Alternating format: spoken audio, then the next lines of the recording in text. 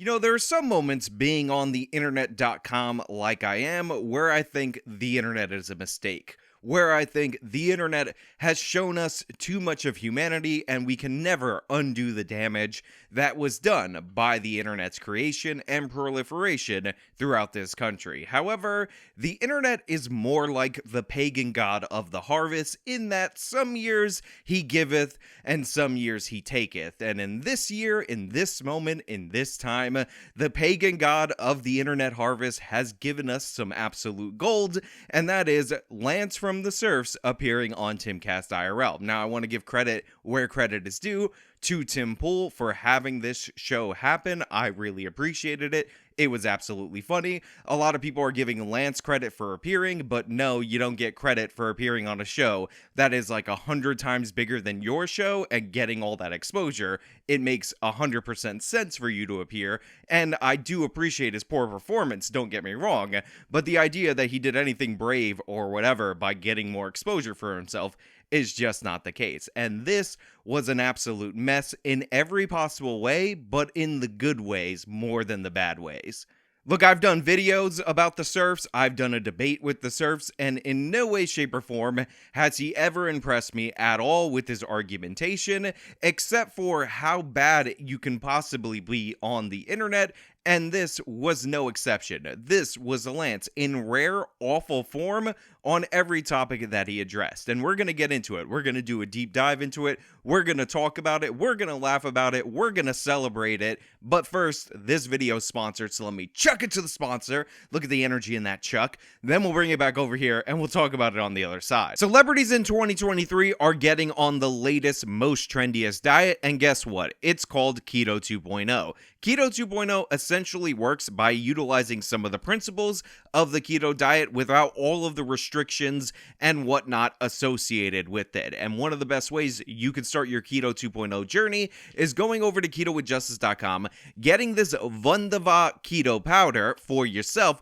and you could try it for a 60-day money-back guarantee, 51% off. But wait, there's more. If you order this month, you will get a PDF for free called the 14 Most Ketogenic Foods. And on top of that, we're going to throw in the VIP and fitness coaching for those of you who go and click the link in the description of this video. Can't beat that deal. Elevate your ketones. Try this powder, 51% off, ketowithjustice.com. I am a leftist commentator. I do politics, comedy from a dumpster fire perspective, and I have opinions, and sometimes people like to hear those opinions, and then they tune in to listen to them. So this whole conversation can be broken up into 3 different portions, and I'm going to try to cover them all, but I highly recommend you watch the whole thing on TimCastIRL's channel because it is worth it, and there is no way I'm going to touch on absolutely every moment of embarrassing display from Lance throughout this segment. Also, gotta give credit to Tim Poole for pushing back against Lance, for trapping him in a bunch of different instances. A lot of people like to call Tim Poole this crazy fence sitter, but as somebody who's actually argued with him off camera, he does have firm positions that he actually believes in. They just happen to be more centrist overall than a lot of people on the right would tend to like, but he does hold his ground, and he actually has shown when he's had lefties like Hunter Avalon and now the Serfs that he is willing to push back against them. Also, credit to Seamus, didn't speak a lot throughout the course of this whole episode, but every time he did speak, he added value, and double credit to Seamus, because I was kind of harassing him during the course of this in the DMs, which I apologize for. I'm sorry. Please don't make me a villain in a Freedom Dudes. I'm really, really sorry. Attempted murder. Yeah, exactly, especially if they die, so that's horrible. No one's going to be on the other side of that argument, but in terms of like the guy who just got killed, isn't, and you can correct me if I'm wrong on this, doesn't, in self-defense, the proportionality of what you're doing has to be in response to the actual aggressive actions of the person, right? It has to be proportional? Is that correct? So you feel in your mind that it was a proportional response for him to choke him out to death in that situation because he was going to become such a threat to the person who choked him out. But you made a big leap right there. What's the leap? You're ascribing intent to the Marine to kill. Now, the first section of this was actually related to what's going on in New York City with the homeless person who is threatening and menacing other people on the train, and the fact that a former Marine, along with other people, but what people are primarily focusing on is a former Marine who was a white person, put him in a chokehold, and then he ultimately ended up dying from the restraint. And what I learned about this is that Lance does not understand self-defense or what proportional force means. And I gotta give credit to Ian on this one, because he actually said a thing that I was itching to say throughout the course of this conversation. But first, let's play some of Lance's Lanceism. No, I'm not ascribing intent. So- I'm saying the results. This is what happened. The guy's dead. He's dead, right? Results are immaterial to the proportionality of action. So the proportionality of action in your mind was justified to what he was doing, his actual actions. He on held the the guy ground. on the ground while he said call and 911. killed him. And choked him But until see, he died. you're doing it again. No, you keep saying I'm doing it again. I'm saying this is the end results. I'm not saying this is what he meant to do. Maybe he didn't. I don't know. I don't know what's in his heart. Right. Neither do you. None of us know what he meant to do that day when he woke absolutely. up. Right? If someone is threatening other people, you are allowed to subdue them. And then would it be like an point of involuntary death. manslaughter? So Is see, that- No, but this is what happened. It's to the point of death. So you have. It's not a criminal- I'm not saying he intended to kill him. That's a difference, right? But if he ended up dying as a result of that, was that proportional? Yes. He needed to be killed. No, Or you he see- could have killed see, someone else. Hold on, stop that. You can't. What? You keep trying to say needed to be. No. But that's what happened. The Marine. That's the end result. So if I were going to break down Lance's argument in this portion of the conversation to an actual point of an argument, what he's essentially saying is that it is automatically deadly force if, as a result of that force, somebody dies, which might sound, if you're not somebody who's used to thinking about legal issues, like a logical proposition on its face, but in reality, it is just not that good of an argument, despite the fact that Lance repeats it over and over and over again. Why would you say they- needed to be killed? Because Why did you what say he needed did to be him, killed? his chokeout ended up with the guy dying. So that was the right. end result. So his proportional response to what he thought was a threat was that I'm going to choke him out. I'm not trying to kill him, but I'm going to choke him out. Whether or not he dies is going to be something that we're just going to remain to be on the cards, right? This is chance. We'll leave it up to chance. So, here. so you are making a huge leap right there. There's no Hey, lead, Tim. yeah, What he's you doing are, is that yes. proportional. Is choking someone with the possibility of death. With the possibility yes, of it death. is. Now, I will do my own specific dive into this specific case later on in a separate video, but essentially what was put forward by Tim was accurate. This is a guy who reportedly, according to about 30 different witnesses that were initially on the train, got on, started threatening a bunch of people, was menacing them, and then eventually, when he seemed to be out of control, he was restrained by passengers. As a complication from that restraint, he ended up dying, and the argument is that the people who were doing the restraining were acting in self-defense and or defense of others, thus they are justified. However, if someone is threatening harm against another person and 3 people find it reasonable to subdue him and the person dies, that person was in the process of committing a crime. If you lose your life in the process of committing a crime, I'm not going to blame the victims for this, right? Would you blame the victims for this? When you're saying victims, you mean the people who killed him. The people who are being attacked. Now, it is quite notable that the person who ended up putting him in the chokehold was not initially arrested by the NYPD. Remember, New York has very weak self-defense laws. You're typically automatically going to be arrested in an instance like this if you get any indication that this person acted improperly. But with 30 witnesses on the train, more witnesses on the platform, and with the video that's going viral that I can't show you because I'll get age restricted, one of the things that is completely absent, if you notice, is anybody in the crowd, similar to the George Floyd video, trying to shout out at the people doing the restraining that they're doing something wrong. Everybody seemed on board with this because they have the context of this person screaming, threatening, and menacing them. But the issue here is whether or not the force utilized was justified against the threat that was presented, or whether or not it was proportional. And in reality, it definitely is. And for you to understand this, just think about it like this.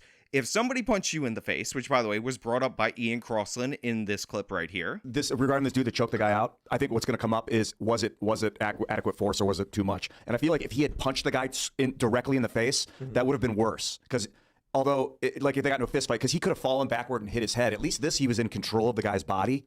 It's really sad that the guy died, but I feel like this was like a very low level amount of force to apply. And you punched that person back. You are using proportional force, physical force against physical force. However, if your punch back, which is totally justified in terms of self-defense, ends up hitting him in a weird way, or he falls and hits the ground and ends up dying, then that does not make your punch disproportionate, therefore deadly force in terms of the law. So that does not mean just because the outcome resulted in a death that you were using force likely to be considered deadly force. And the way that deadly force is defined varies based on the states, but typically it is force likely to cause death, typically with a weapon or whatever. So what I'm saying is that the Marine had the right to restrain this person if he is acting as the witnesses are indicating that he was acting.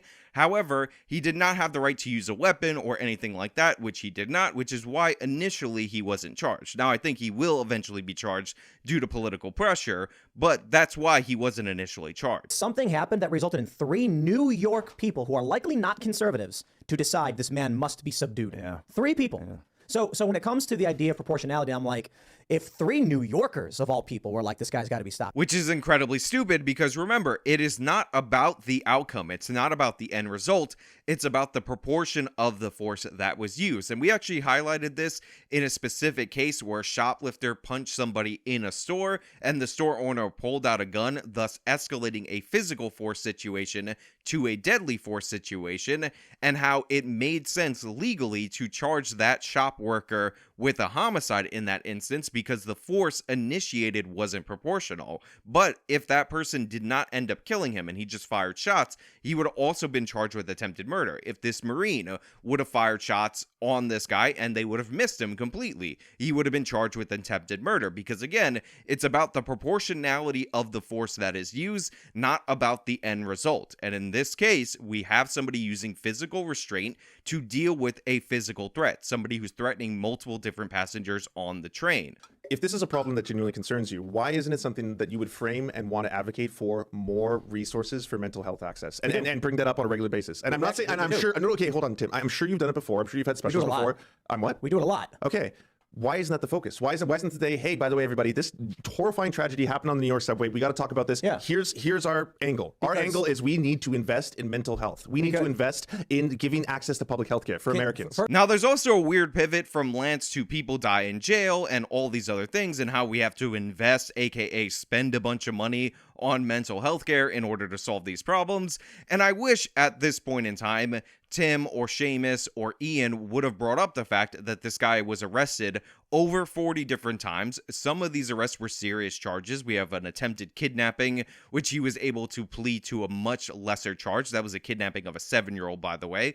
We have assault of an elderly person and other assaults, and some videos have come out of other assaults that this person committed, yet he was released time and time again. If not for the soft on crime positions in New York, if not for soft on crime district attorney Alvin Bragg, this person likely would have been in jail, thus he would have never been on the train, thus he would have been alive. So this is an instance where soft on crime meant to benefit the criminal led to the death of the criminal. I've listened to your debates on pro-choice, though. You're pro-choice from a Tim Poole's perspective. I'm pro-choice from a traditional liberal perspective, as but not from what people who would define themselves as pro-choice would say, right? Like you concentrate very heavily on the 9th month abortions and baby guillotines and stuff like that. Like what? Yeah. I remember watching you debate baby guillotines. Yeah. Okay. So baby guillotines is my own personal interpretation and joke of it. But you were talking about how women, how like disgusted you are that women may have an abortion in the 9th month, right? Or even a viable baby. Of a viable baby. That and I wanted to scream at that time, being like, women who have abortions in the 9th month, they're not doing that because they got bored, or all of a sudden they're like, oh, I don't care anymore. They do that because it's tragedy. Like statistically, women who are getting abortions in the 9th month, it's because there's a medical complication that could kill them. That's why they have to do it. What do you mean argument. False. That's the real world. I already said viable. Try again. What are you talking about, Tim? I already said abortion of viable fetuses at 9 months. This is ridiculous. Do you know what viable means? Yes. It means the baby can survive on its own without medical complications. Absolutely. And why legalize abortion of viable fetuses at 9 months when the baby could just be delivered? Women are not getting abortions at the 9th month for pleasure or because they want to suddenly do it for kicks. No, that doesn't happen. It's a tragedy. It's a tragedy of the highest because there are medical operations that could kill the mother and they need to get an abortion. Now, the next portion of this conversation is the abortion portion of the convo. And one of the things that I absolutely love about this is that essentially Lance starts off by trying to cut off the extreme examples, which are the late-term abortions, which represent a small percentage of abortions overall. It's something like around 1%, and even though they get into the specific numbers of how many instances there are of that in the country overall, it is smart to cut out extreme examples so that way you can narrow the scope of the conversation so you can actually break down your position. And by the way, this would have been a really good point to find some agreement with Tim Poole, because Tim Poole is pro-choice. It's just he's pro-choice towards a reasonable limit, a limit like a 90s Democrat, not like these radical progressives. However, Lance setting it up this way, talking about how that's just an extreme case and he doesn't want to talk about that, he calls it baby guillotines and all of that, then insanely says that he's in favor of abortion up to the second before the baby is born. So the baby could survive on its own, and the mother is legally now allowed to just end its life. She has the right if she wanted to. You're saying so in Colorado, and It's not a trick question. You're no, I know, that. but I'm asking you because you're the one who brought this up. I don't know what Colorado specific law says. So if you were saying that in Colorado, women have the ability at 9 months to have an abortion for any reason, they could just decide that Elective, yeah. Okay, I think they should have the right to do that, but the stats show that they're not doing that. But they should have a legal right to do that. Yes, it's their body, it's their choice, of course. Why are you this dumb, Lance? Why are you this stupid? Obviously, at that point in time, we are past the viability standard, and we're talking about a second before birth, and obviously you shouldn't permit abortions there. Now, Lance tries to weasel around this. He does these techniques that I've seen him do multiple different times. Like, for instance, a hypothetical is posed to him about this, and he tries to refuse to engage with the hypothetical in two stupid ways. I'm going to play the clip for you so that you can hear it. No, I said not a medical reason. That's what I'm saying. Should she have the ability to have an abortion for any reason? Yes. At 9 months. At 9 months, I would say at 9 months, because it only happens, according to the stats, based on complete medical necessity. She has a right to do it. No. Hold on. Colorado legalized abortion up to 9 months with no medical reason required. Do you agree with that? I agree with that decision. So the hypothetical being proposed to Lance right here is clearly and obviously asking him specifically about elective abortions up to the moment of birth. And Lance tries to weasel around that answer because he knows he's about to display an absolutely insane position that he's in favor of this by saying, well, even though your hypothetical is this, since statistically these are medically necessary, I'm going to say yes, because statistically there's statistics something different. We've tried to say I'm talking about something different. Now, this is a really dumb retort for a number of reasons, but I think a hypothetical would actually exemplify why this is such a bad answer so that you can understand it, and honestly, why it might actually be a hate crime against the intellectually disabled to pose a hypothetical question to Lance. Because if you were to ask me, for instance, if I were in favor of mass executions in the United States of America, and rather than giving you a yes or no answer to that question, I said, statistically, in the United States of America, when we execute criminals, we actually execute them one at a time, I would not have engaged with your hypothetical in any intellectual way. That's exactly precisely what Lance was doing in that scenario, and I give credit to Tim and the rest of the team for holding his feet to the fire on that question and making him answer and making him reveal that he is in fact in favor of it. Now, when that ends up happening, Lance retreats to weak position number 2, which is talking about how he's personally not going to be in favor of it, but he wouldn't make it illegal. I think that women should have the right to decide what they do and have bodily autonomy over their own bodies. We're not talking about her body. We're talking about... It is her body. Of course it is. At 9 months, even if it's still inside her, it's still her body. Even if it's a viable baby, it's still her body. We're talking about the removal of the baby, yes? The forceful removal of the baby, or... Forceful. So she chooses to have that. She should have the right. The woman says the baby must be removed from my body. Why kill the baby if they're removing it? I don't think they should do that. I would. If they ask me, Lance, should I do this? I would say no. But she should have a right. Yes, of course. It's her body still. That doesn't stop. So, like, the woman is pregnant, the baby is viable and capable of surviving on its own. Sure. And she says before it breaches oxygen, kill it. Do you think that should be allowed?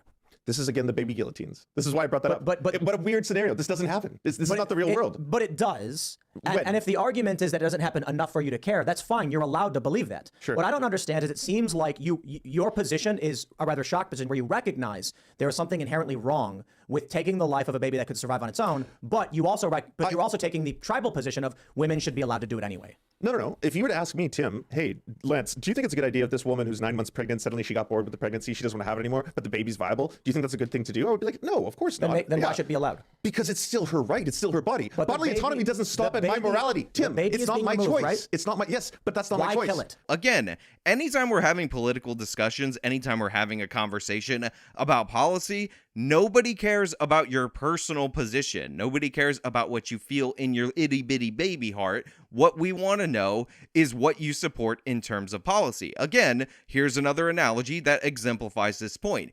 If you asked me if I were in favor of gay marriage and I responded to you, not personally because I'm straight, I would never marry a dude, that does not answer your question. That does not give you any insight into my policy preference on this specific issue. That is just a garbage sentence that doesn't have anything to do with anything and does not actually enrich the conversation. It's a weaselly tactic. Lance does this all the time, so he doesn't have to bite the bullet on his crazy positions. However, I will give credit to everybody on staff for pressing him over and over again so that he can say a bunch of absurd things. That's her choice, not mine. Why kill the baby?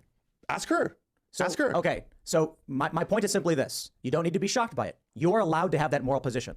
I think most people in America would prescribe that to be, would ascribe evil to that. Sure, but that's the idea you can ascribe evil to whatever you want. That's up to you. That's your choice. The idea that you would say doesn't mean that she should the woman legally be wants restricted. the baby removed, and then in the process, instead of letting the baby live, remove it but kill it, right?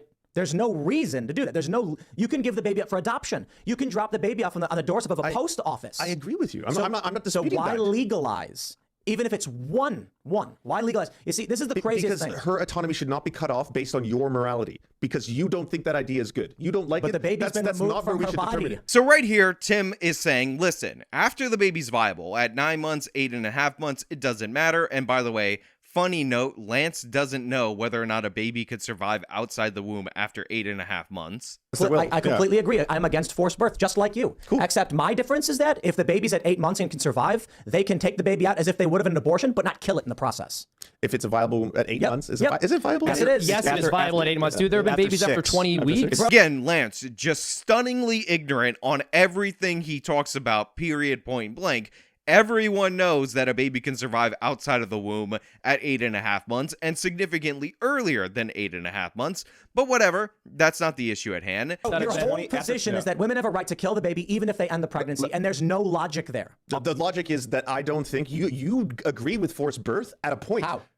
How at 8 months? At 8 months, Tim Poole thinks forced birth is cool and poggy. Stop making up stupid bullshit. But dude. I Hold no, on. That's what this is. Bro. This is 100%. Nonsense forced birth. Nonsense statement, No. because I already said I agree with you. No, a woman, you a agree woman with should me be able up to to a end her point. pregnancy You whenever she agree with wants. me up to 8 months, A Tim. woman could end her pregnancy whenever she wants. Say it. Tim Poole said a woman can end her pregnancy whenever she wants.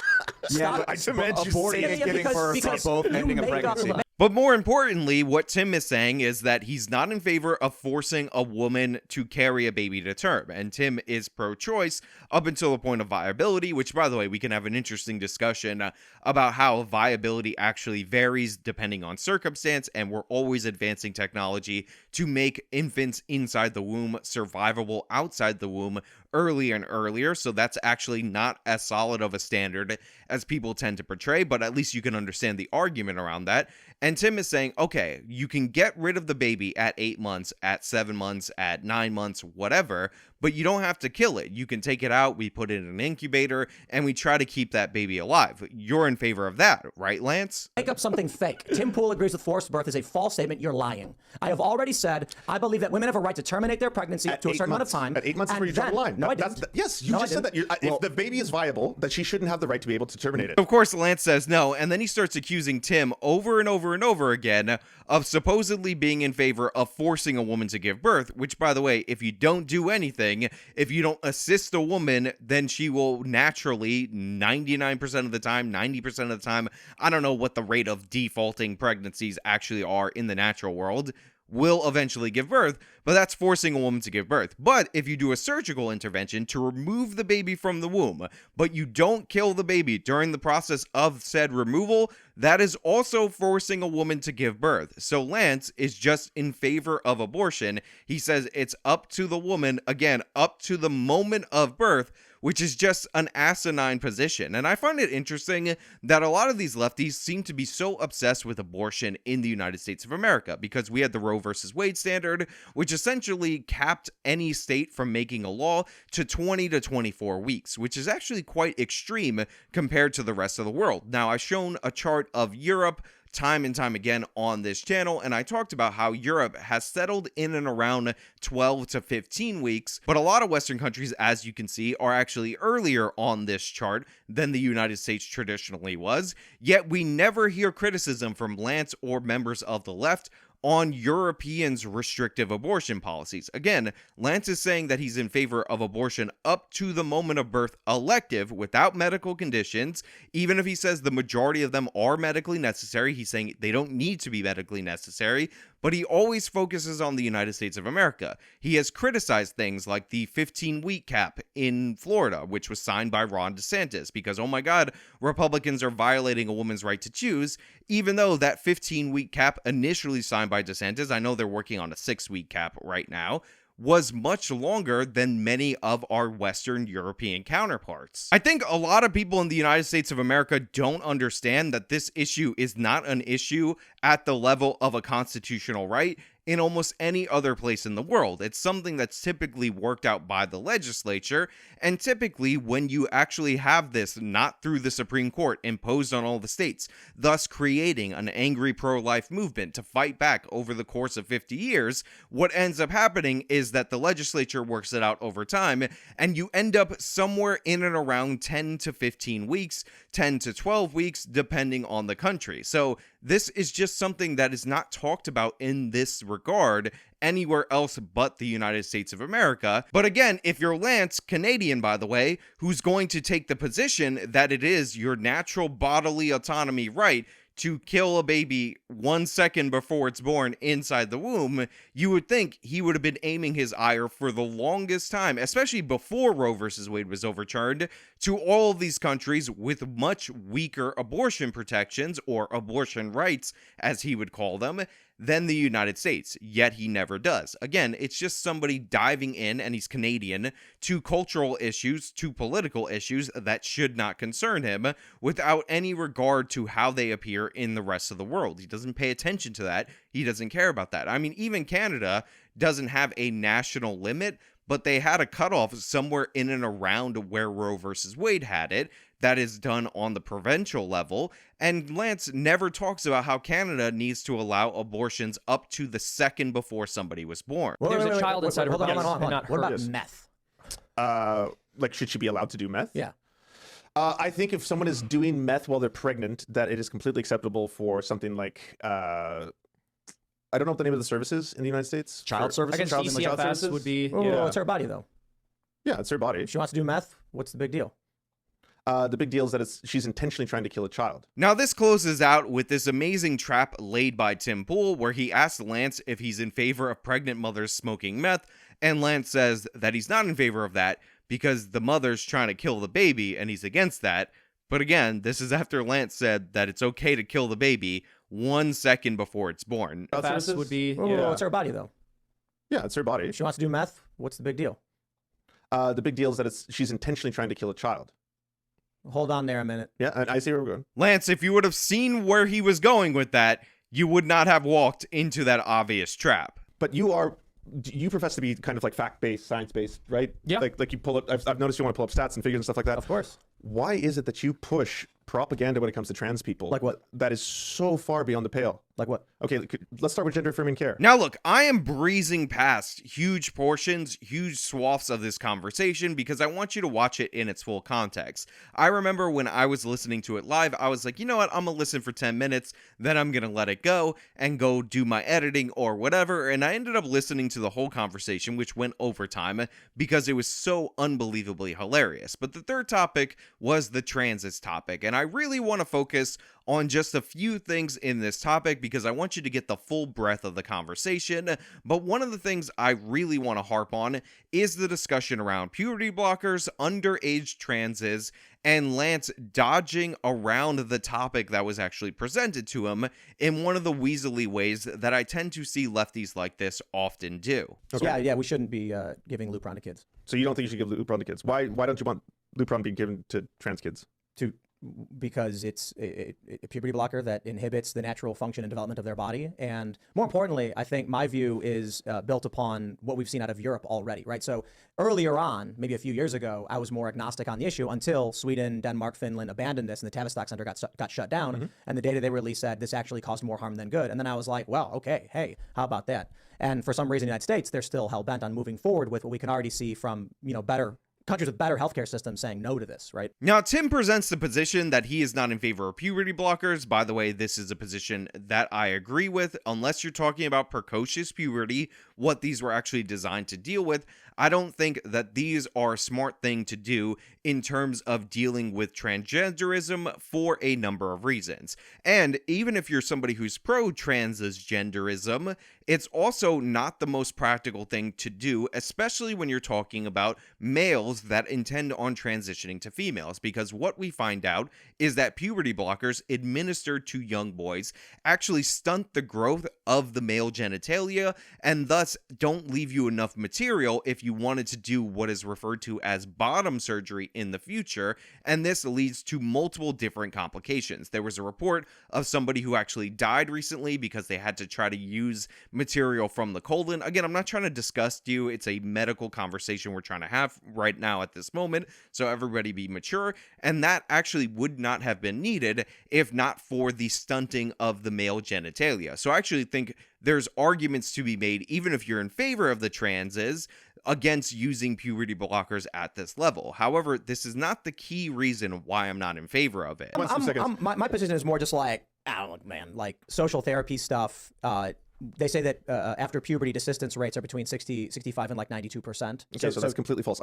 I'll get to that. We have to do this. Come on, bro. We have to do this piece by piece first. Okay. Oh, let's get through Lupin first. I just proved you wrong.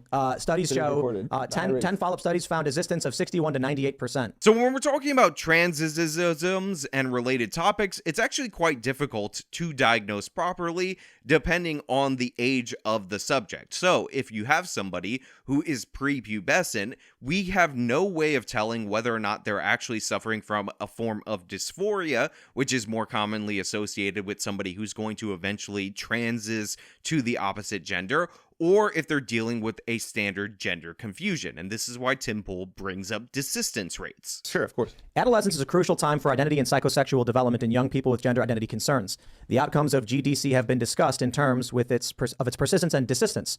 For most children with GDC, whether GD will persist or desist will probably be determined between the ages of 10 and 13 years, although some may need more time. Now, I want to make it 100% clear for those of you who are in the back, I am talking about, at this point in time, desistance, not detransition. Desistance. This is when you have feelings that you are the opposite gender, but naturally over time you kind of grow out of them. This is more like you were in a phase and then you got over that phase. Now it turns out the deadline for when most people are going to either continue those feelings, and that's going to be a diagnosable form of dysmorphia or dysphoria, whatever they call it these days, or they're going to desist, is when they hit puberty. Now, this makes a lot of sense. Your body changes, your brain changes, you start developing into an adult, your reproductive system starts developing, so this is going to give you a better idea of who you are going forward. Now, if you put somebody on puberty blockers, what you end up doing is preventing them from hitting the point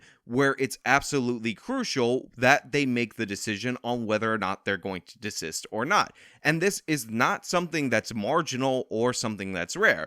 It turns out that varying studies show different numbers. Something like 70 to 95% of kids, when they hit puberty, end up in the desistance category, not detransition, desistance, because again, they have not yet started the transition. Maybe they did some social transition where they were wearing dresses or whatever. Point being, when they hit puberty, they end up going back to the sex that they were born, because again, most of this is biological and puberty is quite formative. Now, if you put people on puberty blockers, by its very nature, you prevent them from going to that point where they would have either desisted or not desisted.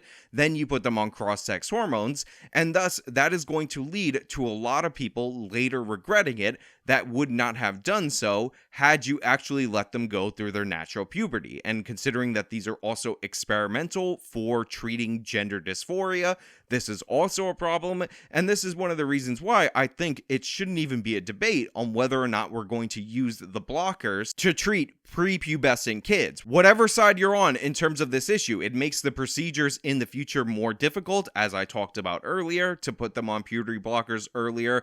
It also increases the false positives because they never go through puberty, which is again when most of these kids are going to realize that they're just normal and they're not transes. And if you're against it, it's an experimental thing that you're doing to kids that may have negative impacts on their bones or all kinds of different negative impacts.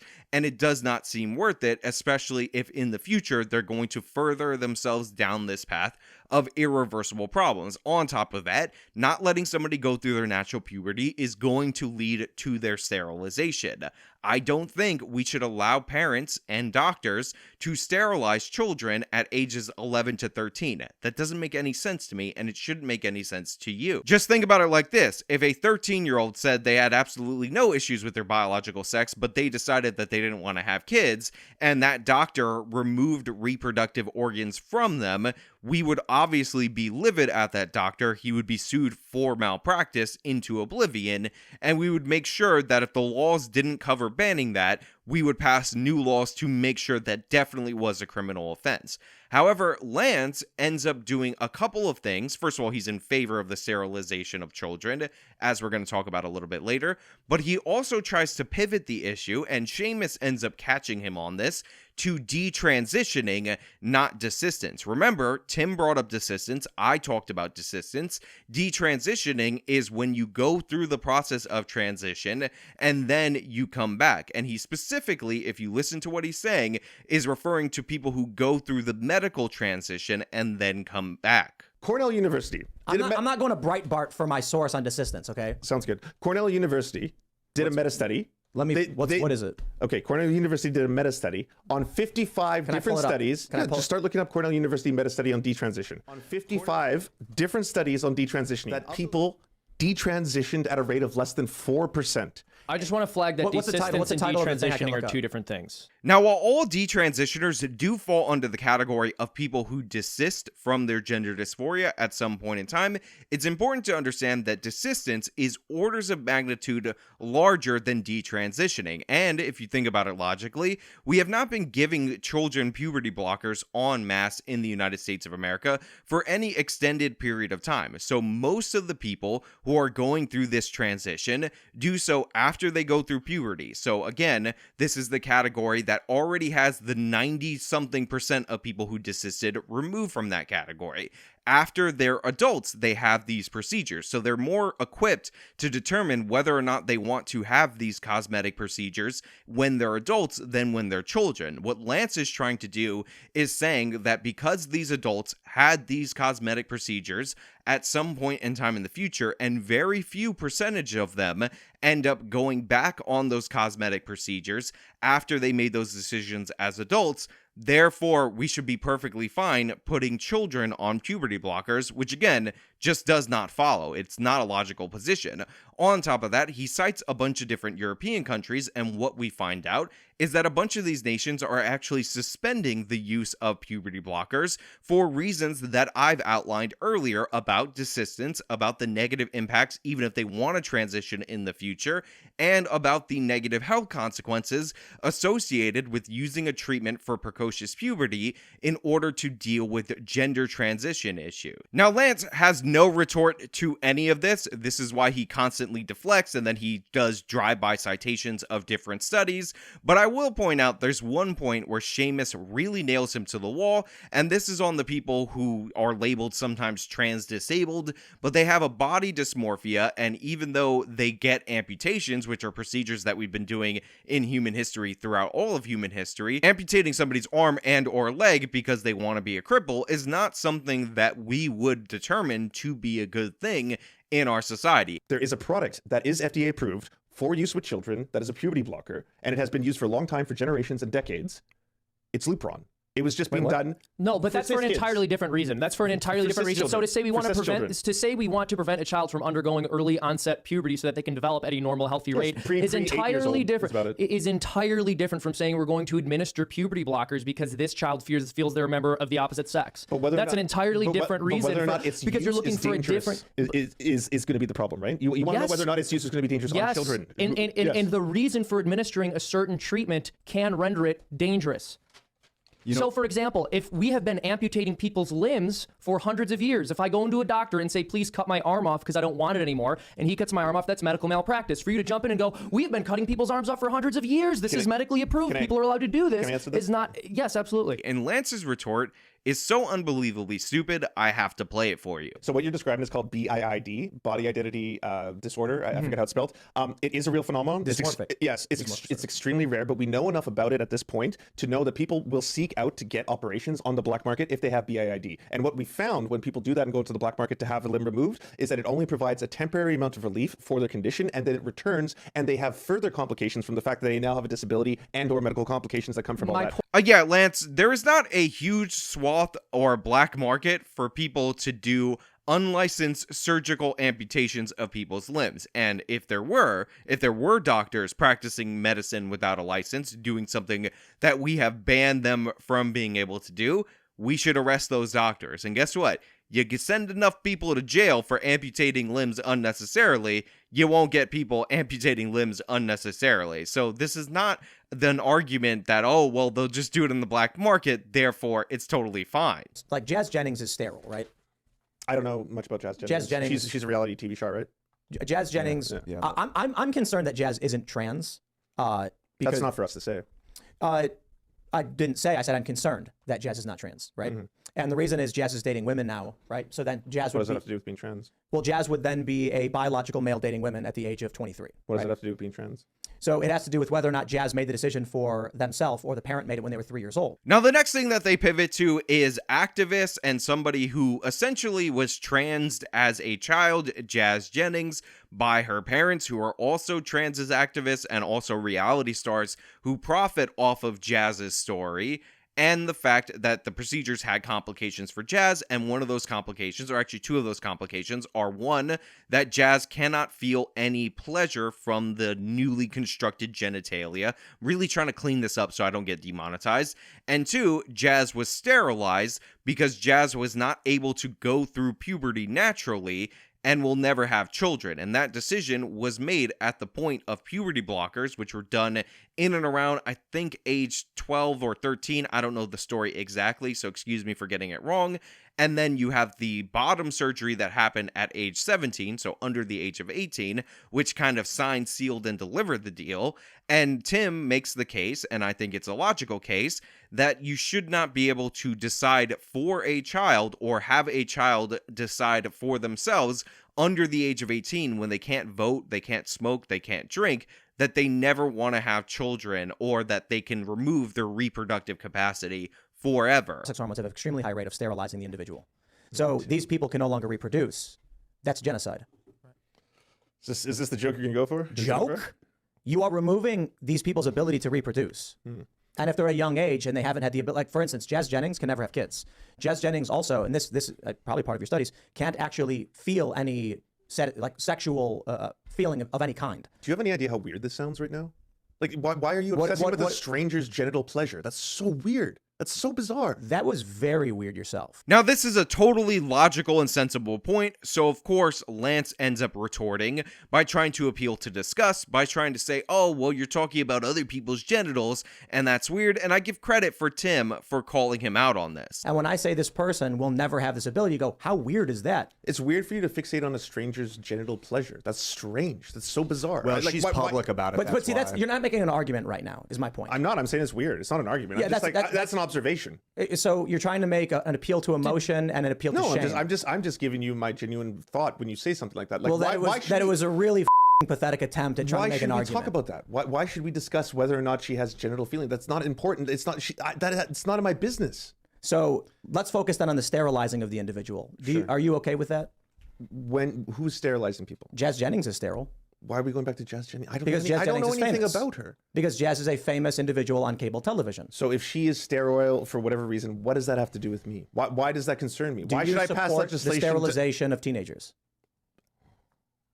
This is such a weird way to frame this. The topic is whether or not these procedures are something that we should allow for minors to be able to do. So obviously, we're going to talk about the negative impacts and the negative consequences of said procedures. It's not perverted to talk about these consequences. That is a deflection trying to get off the topic, because Lance doesn't have a really good retort for parents being able to sign off on the sterilization of their kids underage. I mean, think about it. If we applied Lance's logic, and I believe it was mentioned briefly at some point in time throughout the course of the show, I don't know if there's a clip or anything, but don't worry about it, to female genital mutilation. Now, this is a thing that is quite prominent, and a lot of people mistakenly think it's an overall Islam thing, but it's actually a specific region of Africa, and some Christians in that region also practice this kind of thing. It's just there happens to be more Muslims in there, but Muslims overall don't do this as a uniform practice of female circumcision, which is often, and I think more accurately, referred to as female genital mutilation, which refers to the removal of the clitoris, which happens to girls when they hit puberty, so in and around ages 13 and 14, in order to deny them sexual pleasure going forward. Now, I'm against this procedure. I'm not in favor of it. I think it's immoral. I think it's wrong. I think the religious or cultural reasons behind it are incredibly dubious. But to be clear, if you look at the people in this region, if you were to talk to the girls that are of a certain age, because this is tied in with the path to womanhood, they would say that they're in favor of this. But I would say that at this age, 14, 15, 13, you are not capable of understanding this conceptually, therefore you're not capable of making this decision, therefore I would not allow it. We don't allow it in the United States of America for those reasons. However, if we went based on Lance's logic, then we can't ever have a conversation about this, because we can never talk about genitalia procedures or the pleasure being removed from women, even if it's for insanely crazy cultural reasons that are rooted in sexism. I really wish either Tim or Ian or Seamus would have brought this specific point up, shoved it in Lance's face, and made him bite the bullet, because in order to be intellectually consistent on supporting FGM, because Lance would have had to do so, because he says it's not anybody's business, and women or girls under the age of 18, prepubescent can do it, by the way, can make these choices for themselves at that early age. The journey that Jazz Jennings went on resulted in a complete inability to have a family and have children. I think that's terrifying, because Jazz was not old enough to understand the implications of that. Jazz will never have a family. Jazz, the genetics of Jazz Jennings is over. That is one of the most horrifying things to me as a human being, because I think genocide is wrong, right? Why should her ability to be or have reproductive function, why should that concern you? For the same reason the Uyghur Muslims in China concern me, like human rights issues. China, for instance, But what if she never wants to have kids? That's something you determine for yourself later in life. Exactly. So why is it our business? Because it's been removed before Jazz could have the ability But to make again, the conclusion. that has nothing to do with us. Remember, the puberty blockers and deciding and picking your own gender and all that happens before the age that you would typically go through the genital mutilation. So Lance should have no issue with it, especially since, they're consenting to it because they say they want to do it, because it's a big party, it's a big ceremony, and it's considered something that you do on the path to womanhood. 1776's Life says, what is a woman? Would you like me to answer that? Yeah. A woman is an adult human female. Now, I'm not going to lie to you. When I first heard somebody super chat the question, what is a woman? I thought this conversation was going to go nowhere, but then Lance gives this answer, and it's so amazing, so hilarious, that we have to talk about it. Yeah. A woman is an adult human female. Easy enough? I agree with that. So trans women are not women? Oh, Also, they absolutely I would are. answer that. They're What is a adult woman? human females. A woman is hot. Trans women aren't female, they're male. No, they're female. So they have female gametes and whatnot? So Lance gave the answer, a woman is an adult human female, which of course flies in the face of the whole transes movement and the idea that transes women are women, which is things that the left likes to say, and Tim calls him out on it, and then he brings up gametes specifically, and then Lance is like, let me talk about gametes. When you have the male sperm and the female egg, that makes a child, and sometimes they have different chromosomes. Oh, this is actually very interesting. Do you want to talk about gametes? So in embryonic development, when you have two gametes, obviously the sperm and the egg, they combine, right? Usually it's the 23rd chromosome, the XX or the XY, that is going to determine whether or not someone becomes a male or a female. But that's not always the case. There are exceptions to this, known as people with differences of sexual development. Which is idiotically conceding the point accidentally that, yes, your gametes determine your sex. That's how you get the male sperm and the female egg. But then he starts moving and pivoting off to chromosomes, which nobody brought up. And he goes into this long rant. And then Seamus brings up, then nobody was talking about chromosomes. They were talking about gametes. I think the point about like intersex or some people having chromosomes that don't exactly match up with their sex is not the problem or is not a problem for what is termed the gender binary by the left. So I think the best way to define sex is based on gametes, the role a person plays in reproduction. And Tim mentioned gametes and not chromosomes. So I would define a female as someone whose reproductive anatomy is ordered towards gestation, and then a male is someone whose reproductive anatomy is ordered towards insemination. The operating phrase there is ordered towards, right? Because someone can have an issue with their reproductive anatomy, but it's still ordered towards something. And recognizing the bimodal nature of human sex. And Lance has no answer. It's an absolutely hilarious clip. He thought he was going to outsmart by redefining female, but initially in the opening part of the conversation, he distinguished the difference between male and female gametes. Oh, this is actually very interesting. Do you want to talk about gametes? So in embryonic development, when you have two gametes, obviously the sperm and the egg, they combine, right?